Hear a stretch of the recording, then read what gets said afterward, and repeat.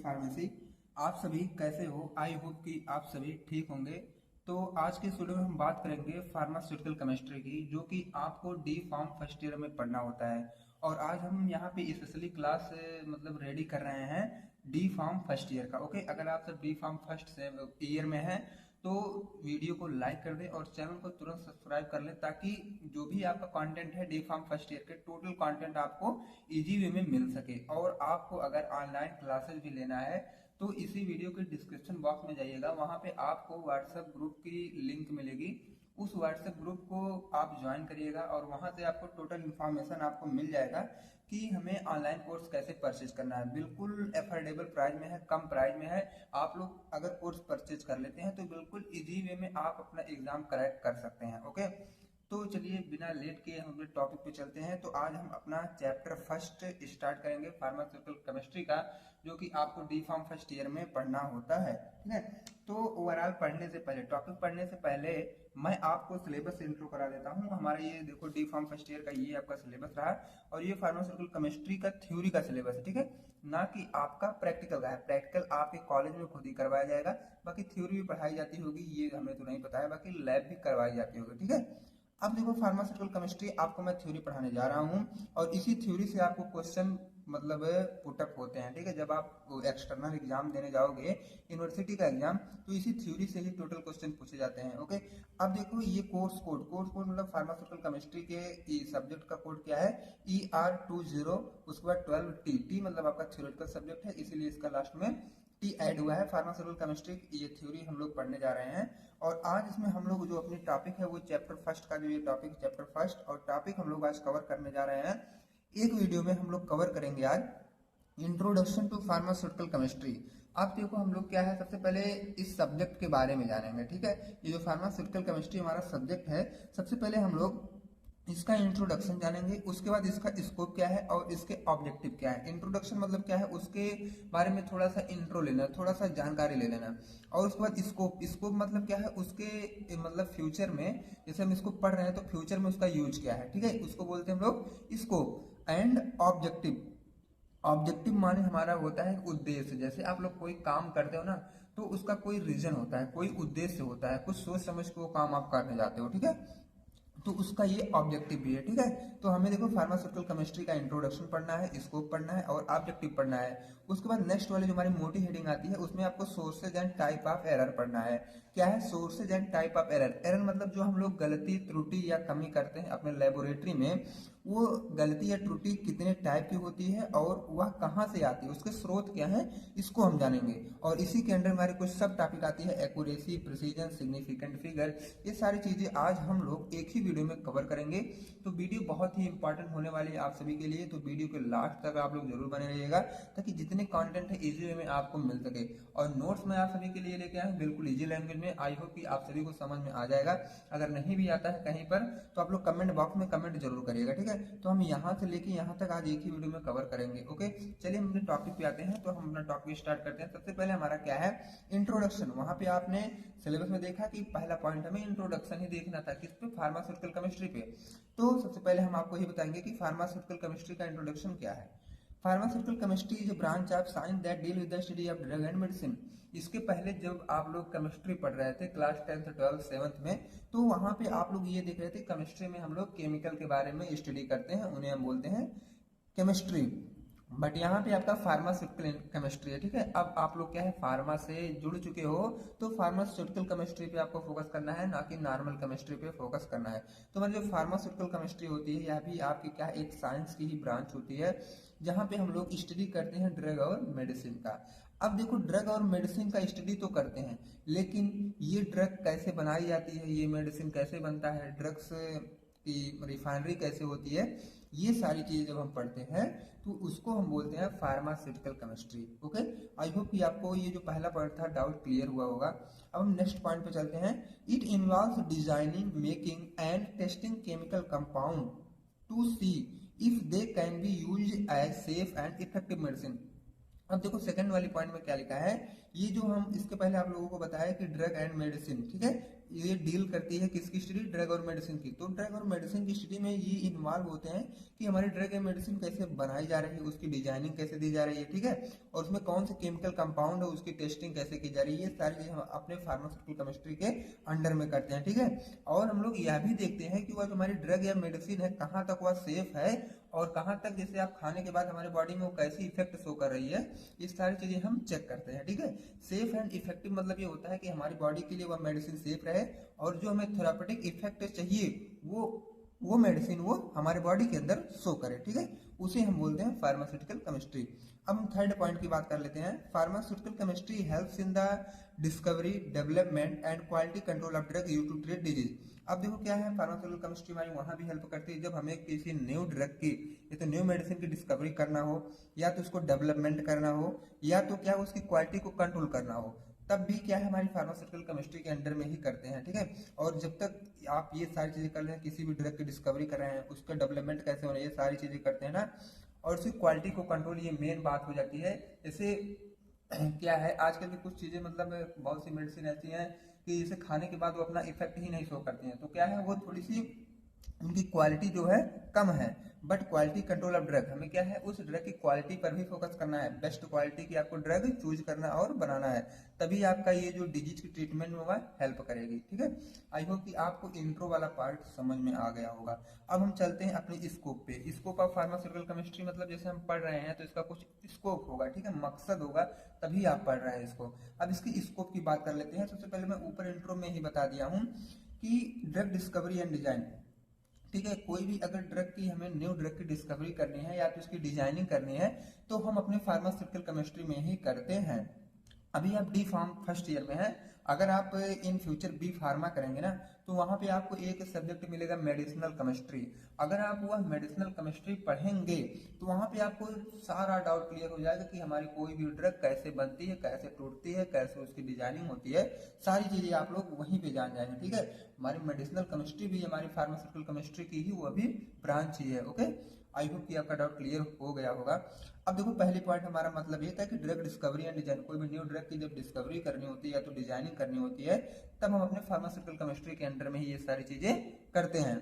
अब हम नेक्स्ट पे चलते हैं कि ड्रग डेवलपमेंट, जब किसी ड्रग का डेवलपमेंट करना हो तब भी हम लोग अपना फार्मास्यूटिकल केमिस्ट्री का ही यूज करते हैं या तो फार्मास्यूटिकल केमिस्ट्री में ही उसको करते हैं। उसके बाद क्वालिटी कंट्रोल एंड एनालिसिस। अब देखो क्या है, किसी भी मेडिसिन या ड्रग की जब हमें क्वालिटी को कंट्रोल करना होता है, क्वालिटी का कंट्रोल का मतलब ये है कि हमारी ड्रग जो है अनसेफ ना हो, ठीक है, वो क्वालिटी वाली हो, ठीक है, एंड एनालिसिस और उसकी टेस्टिंग करना हम इसको फार्मास्यूटिकल केमिस्ट्री के अंडर में ही करते हैं।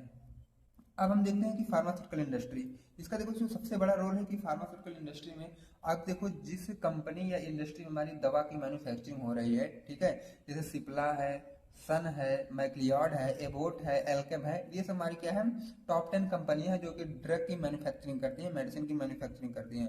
तो वहां पे आप जाओगे फार्मास्यूटिकल केमिस्ट्री का देखोगे तो बहुत से केमिस्ट आपको मिलेंगे जो कि हमेशा क्या है ड्रग डेवलपमेंट पे ही उनका फोकस रहता है, कौन सी नई ड्रग आ रही है, कौन सी मार्केट से जा रही है, ये सारी चीजें वो अपना एनालाइज करते हैं, ठीक है। तो फार्मास्यूटिकल इंडस्ट्री में भी हमारा फार्मास्यूटिकल केमिस्ट्री का टोटल यूज है।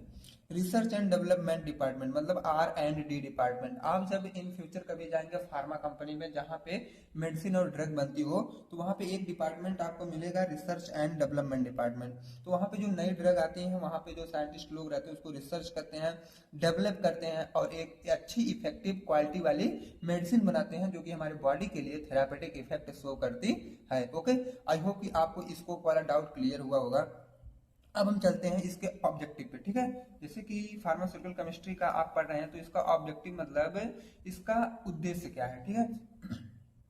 सॉरी फ्रेंड्स, अब देखो इसका ऑब्जेक्टिव क्या है। सबसे पहला ऑब्जेक्टिव तो ये है to discover and make new drug that can prevent, cure और कंट्रोल डिजीज। सबसे पहले हमारा उद्देश्य ये है कि हम अपने फार्मास्यूटिकल केमिस्ट्री को इसलिए पढ़ते हैं ताकि हम नई नई ड्रग्स या मेडिसिन की डिस्कवरी कर सकें जो कि हमारे डिजीज को कंट्रोल कर सकें, प्रिवेंट कर सकें और क्योर कर सकें, मतलब रोग के रोकथाम में वो हेल्प कर सके, ठीक है। पहला तो ये हो गया। दूसरा है to understand the chemical structure of drug.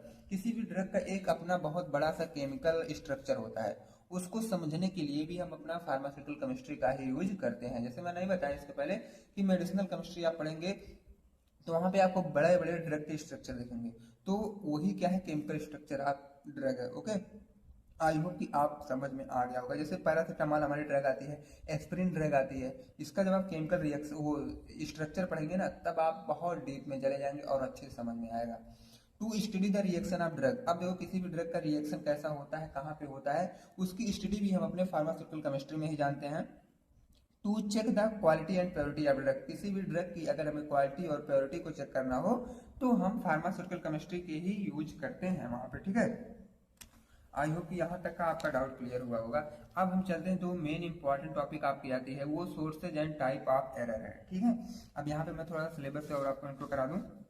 यहाँ पे देखो, इंट्रोडक्शन टू फार्मास्यूटिकल केमिस्ट्री, इसमें स्कोप और ऑब्जेक्टिव आपका क्लियर हो गया। अगर आप सभी का नहीं भी क्लियर है तो आप लोग कमेंट बॉक्स में कमेंट जरूर करिए, ताकि मैं उसका रिप्लाई दूं और आप सबका डाउट क्लियर कर सकूं, क्योंकि मेरा मेन मोटिव यही है कि आपका एग्जाम इजी वे में अच्छे से क्रैक हो जाए और आपको मेरी पढ़ाई हुई सारी बातें आपके दिमाग में कैप्चर हो जाए, ठीक है। और मैं यही आपसे उम्मीद रखता हूँ कि आपको कैप्चर हो भी रही होंगी और इसके बाद आपको कोई वीडियो भी देखने की जरूरत भी ना पड़े।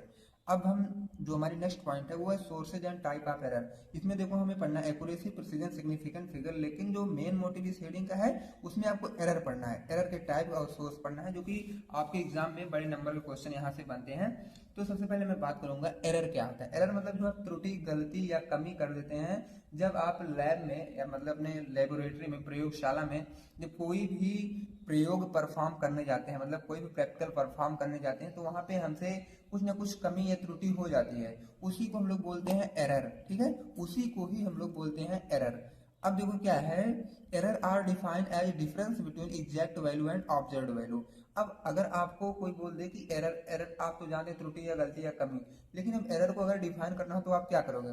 एरर को डिफाइन हम कुछ इस तरह से कर सकते हैं कि ये एग्जैक्ट वैल्यू और ऑब्जर्व्ड वैल्यू के बीच की जो डिफरेंस होती है उसी को हम लोग बोलते हैं एरर। अब देखो एग्जैक्ट वैल्यू मतलब, एग्जैक्ट वैल्यू मतलब जो आपको टीचर बताया है, मान लो अगर 5 ग्राम पाउडर बोल दिया तो 5 ग्राम पाउडर वो जो टीचर के द्वारा बोला गया है वह एग्जैक्ट वैल्यू है। बाकी ऑब्जर्व्ड वैल्यू, मान लो आप लेबोरेटरी में गए हैं, मैं आपसे बोल दिया कि 5 ग्राम आप पैरासीटामॉल का पाउडर लेके आओ, तो आप गए लेबोरेटरी में, उसको वेइंग स्केल से, मतलब जो आता है ना तराजू जोखने वाला आता है ना वेटिंग स्केल, वो वाला इलेक्ट्रॉनिक वाला, आप वहां पे उसको वे कर रहे हो, लेकिन वे करने में कुछ ऐसी दिक्कत आई, मैं आपसे बोला 4 ग्राम, सॉरी 5 ग्राम, लेकिन आप लेके आ रहे हैं 4 ग्राम, ठीक है। एग्जैक्ट वैल्यू तुम्हारी 5 ग्राम थी, लेकिन आप जब लेके आए तो मैं उसको जब ऑब्जर्व किया तो आपका निकला 4 ग्राम, ठीक है। अब देखो क्या करना होता है कि एग्जैक्ट वैल्यू 5 है, अब देखो जो ऑब्जर्व किया गया, ठीक है, ऑब्जर्व्ड वैल्यू उसको हमें निकालना होता है। तो एग्जैक्ट वैल्यू में से जब आप ऑब्जर्व्ड वैल्यू को माइनस करोगे तो जो आएगा वही आपकी त्रुटि रहेगी। तो मैंने जब ऑब्जर्व से किया तो 4 आया और एग्जैक्ट वैल्यू हमारी 5 थी, तो 5 में से 4 को हटाओगे तो आएगा 1, ठीक है। तो 1 जो आपका है वो एरर है। ओके, अब देखो क्या है परसेंटेज एरर। जब आपको यही एरर परसेंटेज में निकालना हो तो आप क्या करोगे, स्टैंडर्ड वैल्यू आपको पता रहेगी, ऑब्जर्व्ड वैल्यू भी पता रहेगी। स्टैंडर्ड वैल्यू जो टीचर के द्वारा बताया गया है, ऑब्जर्व मतलब जो आप लैब में से लेके आए हो, फिर टीचर उसकी एनालाइज किया तब वह कितना बता रहा है, वो ऑब्जर्व्ड वैल्यू है। तो दोनों वैल्यू ऊपर माइनस करोगे, फिर उसी को डिवाइड करना अपॉन स्टैंडर्ड वैल्यू इंटू 100, ठीक है, क्योंकि परसेंटेज है तो 100 से मल्टीप्लाई करना पड़ेगा, ठीक है। ये तो आपका फार्मूला बन गया। अब हम बात करें एग्जाम्पल की, तो मान लो पैरासीटामॉल की टैबलेट है जो कि 500 mg की है, ये तो हमें पता है कि 500 mg है, उसे हम स्टैंडर्ड बोलते हैं ना, जो हमें पता होता है उसको हम स्टैंडर्ड बोलते हैं, क्योंकि ये हमें पता है। अब देखो जब उसकी ऑब्जर्वेशन हम लोग कर रहे हैं तो 450 mg मिल रहा है, ठीक है। अब एरर अगर निकालना हो तो कितना आया, तो देखो ऊपर क्या है फार्मूला, एग्जैक्ट वैल्यू में से हम लोग ऑब्जर्व्ड वैल्यू को माइनस कर देते हैं, ठीक है। एग्जैक्ट वैल्यू हमारी स्टैंडर्ड थी 500 और ऑब्जर्व हम लोगों ने किया 450 mg का, तो जब दोनों को माइनस किए तो 50 mg आया, तो एरर कितना हुआ, 50 mg का आपका एरर आ रहा है। अगर इसी को परसेंटेज एरर आपका निकालना हो, यही आपको परसेंटेज एरर में निकालना हो, तो आप क्या करोगे, ऊपर परसेंटेज एरर का फार्मूला दिख रहा होगा, standard value minus observed value, standard value आपका 500 है, माइनस ऑब्जर्व्ड वैल्यू मतलब 450 है, अपान 500 मतलब 500 माइनस 450 अपान 500, फिर इंटू आपको 100 कर देना। इंटू मतलब क्या होता है मल्टीप्लाई, जब 100 से आप मल्टीप्लाई करेंगे इस इक्वेशन को, जब आप सॉल्व करेंगे, मींस क्या है 500 माइनस 450 मतलब 500 माइनस 450 आप करेंगे तो आपका आएगा 50, ठीक है, और नीचे क्या है 500 है। अब क्या है, जब आप उसी को 100 से मल्टीप्लाई करेंगे तो ओवरऑल जब इसको आप सॉल्व करेंगे तो आएगा 10%। ये मैं टोटल सॉल्व नहीं किया हूँ, आप लोग सॉल्व करके कमेंट बॉक्स में कमेंट में बताइएगा कि ये कैसे सॉल्व किया जाएगा, बाकी आएगा 10% ही, ठीक है। आई होप कि एरर आपका क्लियर हुआ होगा। अब हम बात करते हैं सोर्सेज। सोर्सेज मतलब क्या है, जैसे एरर तो आप लोगों ने पढ़ लिया, अब इस एरर का सोर्स क्या, सोर्स मतलब होता है स्रोत, ये गलतियां कहाँ से हो रही हैं। अब इसकी हम बात करें तो देखो ह्यूमन, सबसे पहले तो हम लोग के द्वारा ही कुछ गलतियां हो जाती हैं, ह्यूमन मतलब हम लोग की बात हो रही है। तो ह्यूमन एरर में देखो क्या है, सैम्पलिंग मिस्टेक। जैसे मैं आपसे बोल दिया कि जाओ 500 mg पैरासीटामोल टैबलेट की सैंपल लेकर आओ, ठीक है, तो आप गए तो सैंपल अच्छे से नहीं कर पाए, तो पहली मिस्टेक तो होगी सैम्पलिंग मिस्टेक, जो कि ह्यूमन के द्वारा की जाती है। उसके बाद इनकरेक्ट एनालिसिस मेथड। अब जब हम लोग उसको परफॉर्म कर रहे हैं तो एनालिसिस मतलब या उसकी टेस्टिंग क्या है, अगर इनकरेक्ट कर देते हैं तब भी वो हमारी मिस्टेक हो सकती है। अगर कैलकुलेशन में कहीं गलती आ जाए तब भी तो एरर हो सकता है। जैसे कैलकुलेशन का मतलब जो ऊपर आपने न्यूमेरिकल लगाया, अगर कहीं 500 mg की जगह मान लो 500 में से 450 आप घटाए तो आया 50, अगर वही हमें 45 हम लिख दें तो कैलकुलेशन में गलतियां हो जाती हैं। तो वो क्या है, वो सब गलतियां ह्यूमन के द्वारा की जाती हैं, ठीक है, आदमी के द्वारा होती है उसको। अब देखो पहला ह्यूमन एरर हो गया, दूसरा क्या है मेथडोलॉजिकल एरर। मेथडोलॉजिकल मतलब मेथड, अगर आप कोई भी मेथड फॉलो कर रहे हैं, अगर उस मेथड में कमी आती है तो उस कमी को या तो उस एरर को हम लोग बोलते हैं मेथडोलॉजिकल एरर। अब मेथडोलॉजिकल एरर हमारा क्या है, इनकरेक्ट प्रोसीजर, जो आपको प्रोसीजर मिला है उसको आप फॉलो ना करके दूसरा प्रोसीजर फॉलो कर रहे हैं, या तो आप प्रोसीजर में कोई पॉइंट या स्टेप भूल जा रहे हैं, ये सब क्या है, इनकरेक्ट प्रोसीजर है। दूसरा क्या है, इनसफिशियंट क्वालिटी कंट्रोल। आपको क्वालिटी कोई भी ड्रग होता है सबसे पहले उसकी हम क्वालिटी चेक करते हैं, तो क्वालिटी कंट्रोल में अगर कोई दिक्कत आती है या अच्छी से क्वालिटी नहीं चेक की गई है तब भी क्या है, एरर आ सकते हैं। उसके बाद outdated method. Outdated method overall देखा जाए तो एक्सपायरी वाली बात आ जाती है ना, मतलब ये मेथड मान लो अगर कोई मेथड एसओपी में लिखा गया है कि 2025 तक ही वैलिड है और आपके लैब में वही रखा है और आपके टीचर गए 2028 में अगर वही करवा रहे हैं तो ये आउटडेटेड मेथड हो जाता है। इसकी क्या है, प्रोसीजर या सीक्वेंसिंग फॉल्ट हो सकती है, ओके, और आपका एग्जैक्ट वैल्यू नहीं भी आएगा इस कंडीशन में। अब हम बात करते हैं नेक्स्ट वाले एरर का। नेक्स्ट वाला एरर हमारा है इन्वायरमेंटल एरर। अब इन्वायरमेंटल एरर की बात करें, जैसे इन्वायरमेंट मतलब आप लोग जान ही रहे हैं वातावरण में एरर। अब वातावरण वाला क्या है, टेम्परेचर डिसबैलेंस। आप अपने लैब में गए हैं, कोई भी प्रैक्टिकल परफॉर्म कर रहे हैं, वहाँ तो ऐसी एरिया है नहीं कि हम वहाँ पे टेम्परेचर मेंटेन कर सकते हैं। अगर जो भी नॉर्मल टेम्परेचर है वही टेम्परेचर आपके लैब में भी रहेगा, ठीक है, तो टेम्परेचर का डिसबैलेंस होना भी हमारी क्या है, एक एरर है। कभी कभी हमारे प्रैक्टिकल को वह भी नुकसान पहुंचा सकती है। दूसरा क्या है, आपका कंटामिनेशन है। कंटामिनेशन मतलब ग्रो ऑफ माइक्रोब्स और बैक्टीरिया और ईस्ट। वहां पे क्या है, बैक्टीरिया या माइक्रोब या ईस्ट का या वायरस का या प्रोटोजोआ का जब ग्रोथ हो जाता है तो इससे हमारा ये जो भी आप ड्रग बना रहे हैं या मेडिसिन बना रहे हैं वो कंटामिनेट हो जाते हैं। जब कंटामिनेट होंगे उसमें बैक्टीरिया प्रेजेंट होगी तो वह भी क्या है, एक एरर के टाइप आएगी, और जाहिर सी बात है उसमें बैक्टीरिया प्रेजेंट होगा तो वह मेडिसिन या ड्रग हमारा खराब ही हो जाएगा। ह्यूमिडिटी चेंज मतलब क्या है, वहाँ का जो ह्यूमिडिटी देखा जाए तो मॉइस्चर, मॉइस्चर भी इफेक्ट करता है हमारी ड्रग को, ठीक है। अब नेक्स्ट वाला हम बात करेंगे सैंपल रिलेटेड एरर। अब जो आप सैंपलिंग कर रहे हैं अगर उसमें कोई एरर आ जाए तो उसको बोलते हैं सैंपल रिलेटेड एरर। सबसे पहले तो क्या है, इनकरेक्ट सैंपलिंग। जो आप सैंपलिंग कर रहे हैं अगर उसमें कोई आप गलती कर रहे हैं तब भी आपका ये एरर आ जाएगा। कंटामिनेटेड सैंपल, जो आप सैंपल ले रहे हैं वो ऑलरेडी कंटामिनेटेड हो, उसमें ऑलरेडी बैक्टीरिया प्रेजेंट हो, तो उस कंडीशन को हम लोग बोलते हैं कंटामिनेटेड सैंपल, ओके। उसके बाद सैंपल्स डिग्रेडेशन। अब जो आप सैंपल ले रहे हैं अगर वो शायद एक्सपायर हो गया तो डिग्रेड हो चुका हो, उसकी क्षरण हो चुकी हो, तब भी अगर आप वही सैंपल का यूज करते हैं तब भी आपका एरर आएगा, एग्जैक्ट वैल्यू नहीं आएगी, ठीक है। अब देखो जो नेक्स्ट और इम्पॉर्टेंट वाला आता है वो डॉक्यूमेंटेशन एरर है। सारी चीजें आप परफॉर्म करके क्या करोगे, जब आप डॉक्यूमेंटेशन एरर कर दोगे। डॉक्यूमेंटेशन एरर मतलब क्या है, जो आप रिकॉर्ड ले रहे हो अगर वही गलत कर दे रहे हो। रिकॉर्ड मतलब क्या है, उसमें रीडिंग चेक करनी होती है। रीडिंग मतलब 1 ml 2 ml 3 ml 1 ग्राम 2 ग्राम 3 ग्राम, जैसे जो आप सैंपल प्रैक्टिकल परफॉर्म कर रहे हैं उसी के अकॉर्डिंग आप लोग को रीडिंग ली जाती है, ठीक है। तो इनकरेक्ट रिकॉर्ड अगर आप ले रहे हैं तब भी दिक्कत है। जो आप डाटा एंट्री कर रहे हैं उसमें अगर मिस्टेक कर रहे हैं तो तब भी दिक्कत है। डाटा एंट्री का मतलब जो रिकॉर्ड आप अपने रजिस्टर में मेंटेन कर रहे हैं उसमें अगर कोई दिक्कत आए तो डाटा एंट्री मिस्टेक हो जाता है। इनकम्प्लीट डॉक्यूमेंटेशन मतलब क्या है, ऐसा आप सोच रहे हो कि हमें 4 बजे घर पे जाना है और क्या डॉक्यूमेंटेशन आप जल्दी जल्दी इनकम्प्लीट करके चले गए तब भी एरर आ सकता है, ठीक है। तो यहाँ तक का आपका डाउट क्लियर हुआ होगा। अब हम लोग बात कर लेते हैं कि एरर के टाइप टाइप कितने होते हैं, एरर के कितने टाइप होते हैं। तो मेनली जो हमारे एरर होते हैं उनके दो ही टाइप होते हैं। एक हमारे होते हैं सिस्टमिक एरर और दूसरा होता है रैंडम एरर। तो systemic error are determinate error, random error are indeterminate error. इसको आपके एग्जाम में एक और नाम से पूछा जाता है, डिटरमिनेट एरर। सिस्टमिक का नाम है डिटरमिनेट एरर और रैंडम का नाम है इनडिटरमिनेट एरर। ठीक है, इसको आप लोग डाइवर्ट ना होइएगा, अपने माइंड में दोनों नाम आप सेटअप कर किए रहिएगा ताकि एग्जाम में आपको दिक्कत ना हो। अब हम एक एक को डिटेल में लिख वो पढ़ लेते हैं। सिस्टमिक एरर क्या होता है? सिस्टमिक मतलब जैसे कि वर्ड से क्लियर हो जा रहा है कि सिस्टम सिस्टम मतलब कोई भी चीज जब क्या है स्टेप वाइज रहे, अच्छी तरीके से प्रोसीजर फॉलो किया जा रहा हो, उसको मतलब सिस्टम से चल रहा है। ठीक है, तो इसी को हम लोग बोलते हैं डिटरमिनेट एरर। अब ये जो सिस्टमिक एरर है, अगर इसमें कोई गलती हो जाती है सिस्टमिक के अंडर में, तो इस एरर को हम लोग ठीक भी कर सकते हैं। ठीक है, ठीक का मतलब मान लो ये आपका एक गिलास है और इसी गिलास में पानी है, पानी में हमारी कोई कागज का टुकड़ा गिर गया है, तो इस कागज के टुकड़े को हम तो निकाल भी सकते हैं। अगर आप खुद ही निकाल ले रहे हो तो ये सिस्टमिक एरर है। ठीक है, मान लो आप एनालिस्ट हो। ठीक है, एनालिस्ट मतलब केमिस्ट हो और आप एक गिलास पानी रखो या तो केमिकल, उसमें कोई कागज का टुकड़ा गिर जा रहा है और आप खुद ही उसको निकाल ले रहे हो, मतलब केमिस्ट के द्वारा उस एरर को खुद ही ठीक किया जा रहा है। इस एरर को हम लोग बोलते हैं सिस्टमिक एरर मतलब डिटरमिनेट एरर। अब ये थ्योरी पढ़ लो। These are those error which occur during analysis by analyst. ये ऐसे एरर होते हैं जो कि जब हम लोग क्या है एनालिसिस करते हैं किसी भी चीज का, तो एनालिस्ट के द्वारा मतलब केमिस्ट के द्वारा ही वह गलती होती है।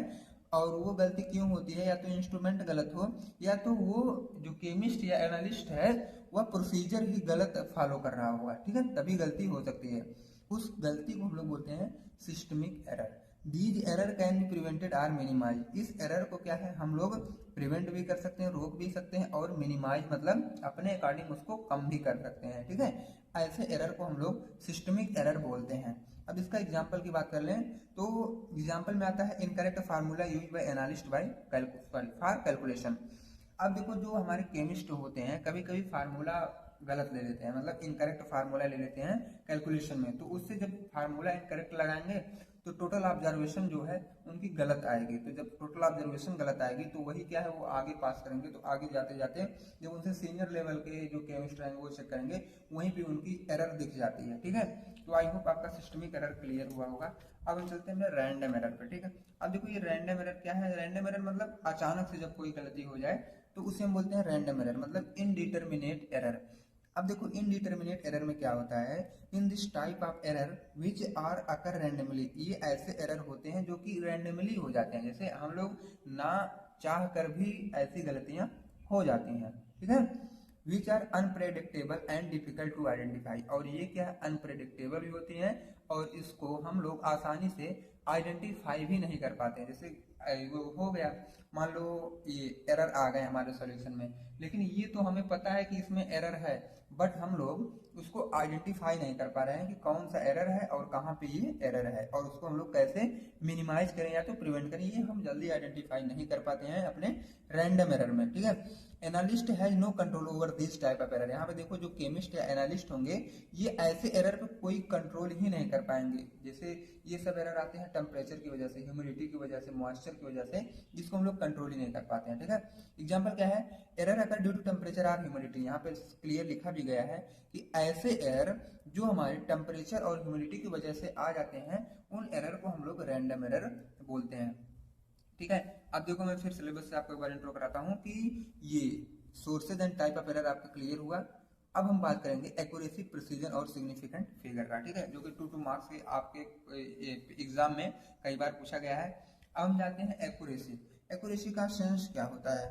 Nearest or accurate value which are matches to the true value of any experiment. जब आप कोई एक्सपेरिमेंट करने जाते हैं सबसे पहले आपको स्टैंडर्ड मिलता है, उस स्टैंडर्ड में आपको ट्रू वैल्यू दी जाती है, ट्रू वैल्यू आपको पता होता है। ठीक है, अब एक्यूरेसी या ये होती है कि जब हम अपने ट्रू वैल्यू के करीब पहुंचे या एक्यूरेट वैल्यू ही आ जाए और हमारे स्टैंडर्ड वैल्यू से मैच हो जाए, उस कंडीशन को हम लोग बोलते हैं एक्यूरेसी। ठीक है, मतलब जो आप रीडिंग कर रहे हो बिल्कुल एक्यूरेट आ रही है, उस कंडीशन को हम लोग बोलते हैं एक्यूरेसी। आई होप कि आपका डाउट क्लियर हुआ एक्यूरेसी का।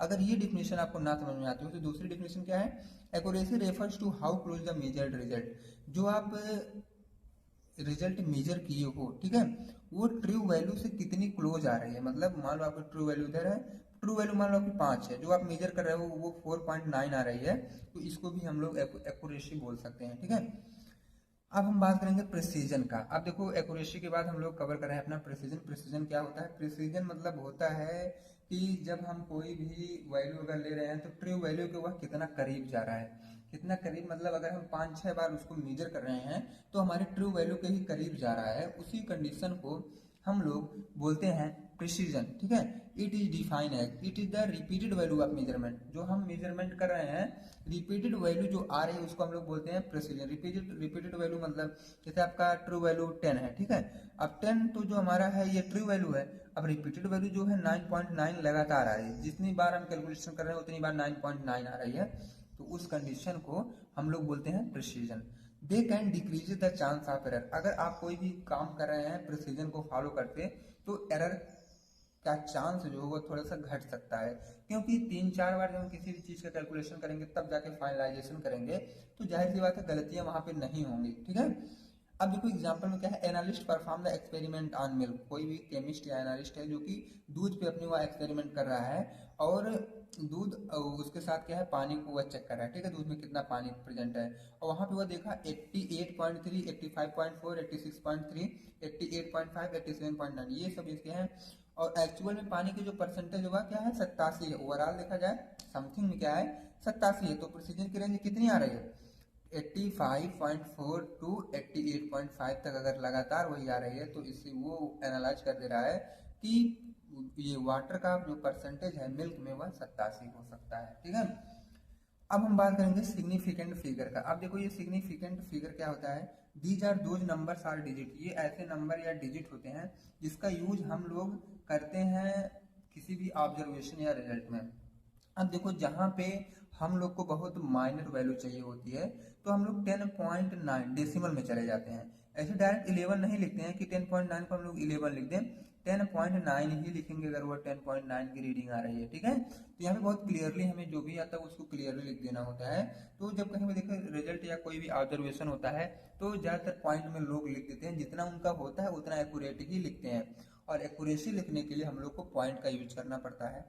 It is mainly based on the decimal system, और देखो इसमें क्या है जब हम पॉइंट लगाते हैं इसीलिए लिखा गया है कि यह डेसिमल सिस्टम पे पूरा बेस है, और ये क्या है एक्यूरेसी की डिग्री को बता देता है। ठीक है, एक्यूरेसी मतलब आप कितना एक्यूरेट हो, जैसे आपको अगर 10.9% मिला है तो वहां पे आपके टीचर आपके रिजल्ट में 11% नहीं लिखेंगे, 10.9% ही लिखेंगे, ताकि जो एक्यूरेसी है वो मतलब बेटर हो सके। ठीक है, आई होप कि आपको सिग्निफिकेंट फिगर का डाउट क्लियर हुआ होगा। अब हम बात करेंगे उसके एग्जाम्पल का।